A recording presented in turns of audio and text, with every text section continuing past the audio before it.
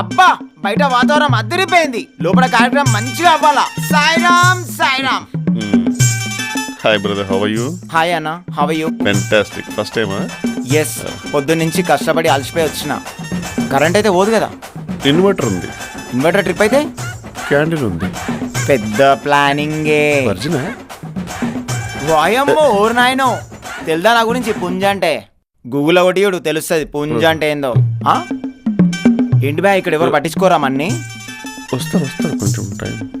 ఆ పుంజు పైకి అనుకో కొంచెం.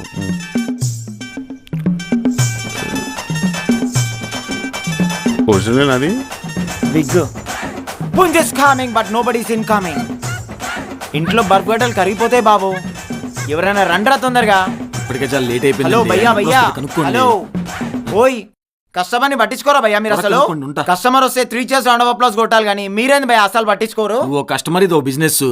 అసలు దీని బిజినెస్ అంటారా? ఇక్కడికి వచ్చే కస్టమర్ ఎవరైనా సరే బిజినెస్ గురించి మాత్రం తక్కువ వేసి మాట్లాడకపోయా. ప్రపంచం పుట్లపచ్చుంది బిజినెస్, ప్రపంచం అంతమయ్యేదాకా ఉంటుంది బిజినెస్.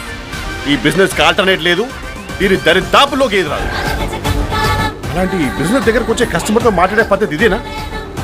ఇక్కడికి వచ్చే కస్టమర్లు ఒళ్ళు కువ్వెక్కిపోయో డబ్బులు ఎక్కువైపోయో రారు భయో. అసలు ఇక్కడికి ఎన్ని రకాల కస్టమర్లు వస్తారో నీకు తెలుసా? అక్కడ ఒక తల్లికి పిల్లలకి మధ్యన నలిగిపోయి ఎటు మాట్లాడాలో తెలియక, ఏం చేయాలో తెలియక, ఎటు పోవాలో తెలియక ఇక్కడికి వచ్చి ఒక ఆడదాన్ని పట్టుకొని గట్టిగా హత్తుకొని బోర్మరేర్చే మగవాళ్ళు ఎంతమంది అనుకున్నావు?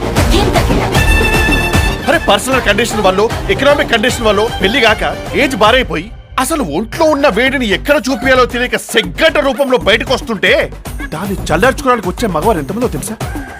ఇక్కడ చేసేది అందరూ చేసేదేనా?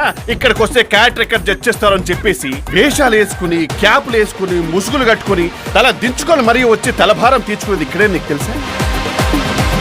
ఒక మనిషి కడుపు నిండిన తర్వాత వచ్చే 2 ఆలోచనే ఇది. దీని తర్వాత పరువైనా పవర్ అయినా. అసలు ఒక దేశం పర్యాటక రంగంలో పరుగులు పెట్టించాలంటే పెట్టే ఫస్ట్ బిజినెస్ ఇదే భయ్యో.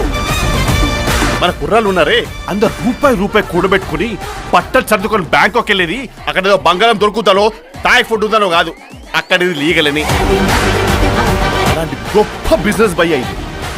అలాంటి బిజినెస్ నిలబెట్టేది ఎవరు? కస్టమర్, పేడ్ కస్టమర్. అలాంటి కస్టమర్ అంటే గాడే కదా. గాడ్తో మాట్లాడే పద్ధతి ఇదేనా? ఒకసారి ఆలోచించు.